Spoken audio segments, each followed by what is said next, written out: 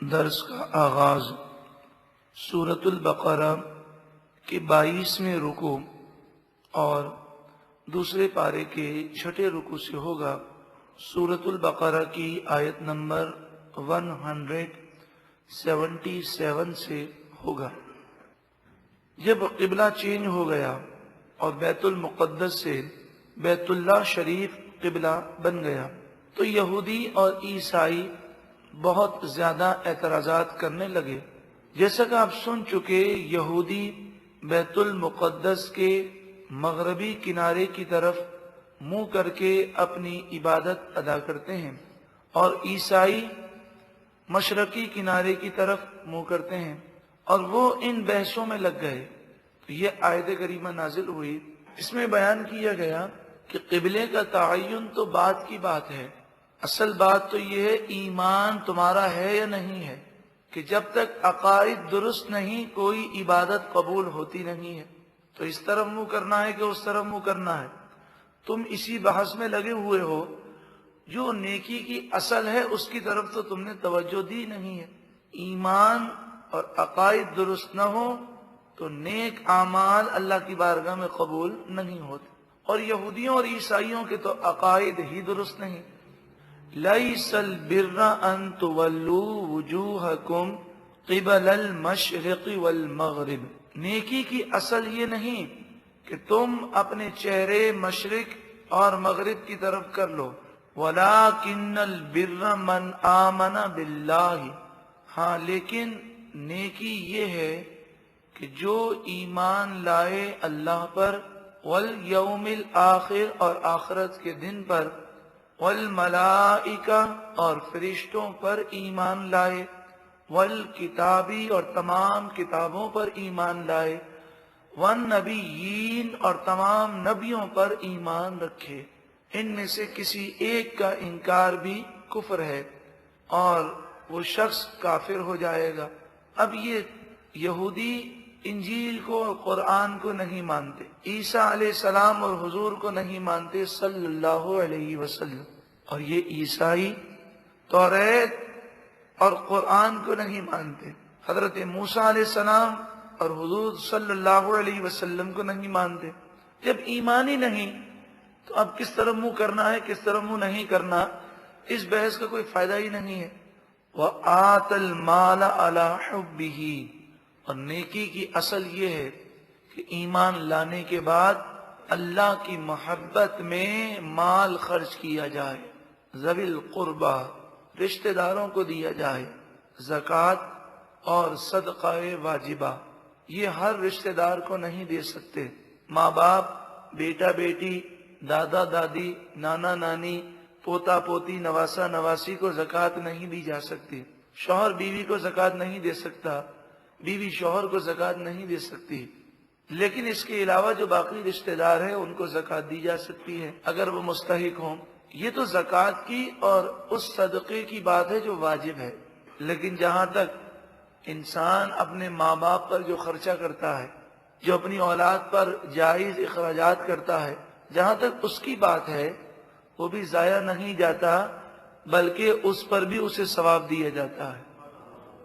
ارشاد فرمایا کہ جب دسترخوان پر گھر کے تمام افراد جمع ہو کر کھانا کھاتے ہیں، انسان اپنے بال بچوں کے ساتھ جمع ہو کر، ماں باپ کے ساتھ بیٹھ کر جب کھانا کھاتا ہے اور وہ حلال کا لقمہ ہو اور وہ لوگ اللہ کے فرمانبردار ہوں تو لقمہ پیٹ میں جانے سے پہلے سب کی مغفرت کر دی جاتی ہے۔ والیتامیٰ، اور یتیموں پر مال خرچ کرو، وہ یتیموں کو مال دیتے ہیں۔ والمساکین، غریب مسکینوں کو مال دیتے ہیں۔ وابن السبیل، اور مسافروں کو مال دیتے ہیں۔ والسائلین، اور مانگنے والے مستحق لوگوں کو مال دیتے ہیں۔ جو روڈ پر بھیک مانگنے والے نظر آتے ہیں، ان میں سے جن کا یہ پیشہ ہے اور جو مستحق نہیں ہیں ان کو دینا بھی درست نہیں ہے۔ ہاں جو مانگنے والا مستحق ہو اور ہمارا دل مطمئن ہو کہ واقعی یہ مستحق ہے تو اس کو دینے میں کوئی حرج نہیں ہے۔ جو شخص مستحق نہ ہو پھر بھی وہ سوال کرے، بھیک مانگے، فرمایا وہ جہنم کے انگارے مانگ رہا ہے۔ اب اس کی مرضی ہے کم مانگے یا زیادہ مانگے۔ وفر رقاب، گردن چھڑانے میں، غلام آزاد کرنے میں مال دے، یہ اصل نیکی ہے۔ فی زمانہ پوری دنیا میں کہیں غلامی کا رواج نہیں، مگر قیدیوں کو چھڑانا یہ بھی بہت بڑی نیکی ہے، جبکہ وہ قیدی بے گناہ ہوں۔ آپ اگر جیلوں میں جائیں تو ایسے بے گناہ قیدی ہیں جنہیں بلا وجہ جھوٹے مقدمے بنا کر گرفتار کر لیا گیا۔ ایسے بھی قیدی ہیں کہ صرف 2000 اور 3000 روپے کی ضمانت نہ ہونے کی وجہ سے 5 سال 10 سال سے وہ جیل کے اندر ہے۔ وَأَقَامَ الصَّلَاةَ، اور وہ نماز قائم کرے، وَآتَ الزَّكَاةَ، اور زکوٰۃ ادا کرے، وَالْمُوفُونَ بِعَهْدِهِمْ إِذَا عَاهَدُوا، اور جب وہ وعدہ کریں تو اپنے وعدے کو پورا کریں۔ وعدے کو پورا کرنے والے یہ کن لوگوں کا ذکر ہے؟ جن کی نیکی اصل نیکی ہے۔ والصابرین، اور صبر کرنے والے، فی البأساء والضراء، سختی اور مصیبت میں، وحین الباس، اور حالت جنگ میں ثابت قدم رہیں اور صبر کریں۔ اولئک الذین صدقوا، یہی وہ لوگ ہیں جنہوں نے سچ کہا، جنہوں نے کلمہ طیبہ پڑھ کر اس کلمے کا حق ادا کیا۔ وَأُولَئِكَ هُمُ الْمُتَّقُونَ، اور یہی لوگ اللہ سے ڈرنے والے پرہیزگار ہیں۔ اللہ تعالی ان لوگوں کی صفات ہمیں بھی عطا فرمائے۔ یا ایھا الذین آمنوا، اے ایمان والو، کتب علیکم القصاص فی القتلی، قتلہ مقتول کو کہتے ہیں جسے قتل کر دیا گیا۔ اے ایمان والو، مقتول کا بدلہ لینا تم پر فرض کیا گیا کہ قاتل سے قصاص لو اور قتل کے بدلے میں قتل کرو۔ ہاں، اگر مقتول کے ورثاء معاف کرنا چاہیں تو شریعت نے اس کا حق انہیں دیا ہے۔ وہ چاہیں تو مال لے کر معاف کر دیں اور چاہیں تو بغیر کسی مال کے معاف کر دیں۔ شرعی قاعدہ یہ ہے کہ مقتول کے ورثاء اگر معاف نہ کریں تو خلیفۃ المسلمین امیر المومنین بھی معاف نہیں کر سکتا۔ تو صدر وزیر اعظم کی کیا حیثیت ہے؟ لیکن افسوس کے ساتھ پاکستانی قانون، جس کوڈ کو ہم عدالت کہتے ہیں، اس کو عدالت کہنا بھی جرم ہے۔ عدالت تو وہ ہو جہاں پر انصاف ہو۔ یہاں پر تو انگریزوں کے بنائے ہوئے کالے قانون ہیں۔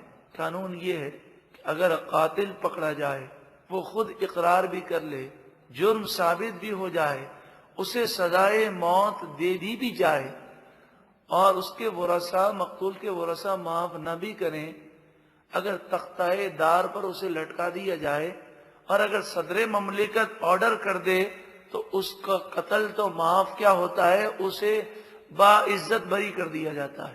یعنی پاکستان کا لاء ہے، صدر مملکت سے رحم کی اپیل کی جائے اور اگر صدر معاف کر دے تو سزائے موت معاف ہو جاتی ہے۔ شرعی قاعدہ یہ ہے کہ مقتول کے ورثاء کے علاوہ کسی اور کو معاف کرنے کا حق نہیں ہے۔ یہ قانون شریعت کے خلاف ہے۔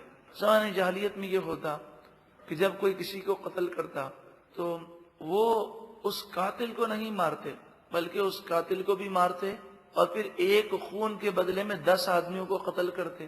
کبھی کہتے ہمارا بڑا آدمی تھا تو 10 کے بجائے 20 آدمیوں کو ہم ماریں گے۔ کبھی کہتے یہ تو قبیلے کی عورت ہے جس نے قتل کیا ہے، یہ عورت تو ہماری عزت ہے، ہم اس قاتلہ قتل کرنے والی عورت کو سزا نہیں دیں گے بلکہ اس کے بھائی کو سزا دیں گے۔ اس طرح وہ جو قاتل ہوتا کبھی اسے معاف کر دیتے، کبھی اس کو بھی قتل کرتے، اس کے ساتھ کئی لوگوں کا یعنی بدلے میں قتل کر دیتے۔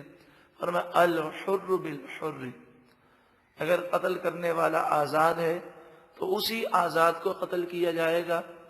والعبد بالعبد، اور اگر قتل کرنے والا غلام ہے تو اسی غلام کو قتل کے بدلے میں قتل کیا جائے گا۔ والانثى بالانثى، اور اگر عورت ہے تو عورت قاتل ہے تو اسی عورت کو قتل کے بدلے میں قتل کیا جائے گا، یہ نہیں کسی اور کو قتل کرے۔ فمن عفی له من اخیہ شیء، پس اس کے بھائی کی طرف سے جسے کچھ معاف کر دیا جائے، یعنی مقتول کے ورثاء اگر معاف کر دیں اور کہیں ہمیں خون کا بدلہ خون نہیں چاہیے، مال دے دیجئے، فاتباع بالمعروف، پس وہ دستور کے مطابق مطالبہ کریں۔ شریعت کا قاعدہ یہ ہے، اگر مقتول کے ورثاء قاتل کو معاف کریں اور اس کے بدلے میں مال کا مطالبہ کریں تو صرف اور صرف وہ مال کا مطالبہ کر سکتے ہیں اور کسی چیز کا مطالبہ نہیں کر سکتے۔ ہمارے یہاں ایسے کئی جرگے ہیں، قبائلی علاقوں میں ایسا ہوتا ہے کہ اگر معاف کرتے ہیں تو کہتے ہیں کہ اتنا مال بھی دینا ہوگا، اتنے سالوں تک وہ اس علاقے میں نہیں آ سکے گا، اور اس کی چھوٹی چھوٹی بچیاں ہیں، اب 5 سال کی بچی ہے، 10 سال کی بچی ہے، تو سزا کے طور پر 70 سال کے بوڑھے سے اس کا نکاح کرنا پڑے گا۔ اس طرح کے یہ کالے قوانین بعض جرگوں نے بنائے ہوئے ہیں، تو شریعت نے کہا فاتباع بالمعروف، اگر مقتول کے ورثہ معاف کرتے ہیں تو اب وہ مطالبہ کریں گے شریعت کے مطابق۔ اور کیا ہے شریعت؟ شریعت یہ کہ صرف وہ معاف کر کے مال مانگ سکتے ہیں، اور مال بھی کتنا مانگ سکتے ہیں؟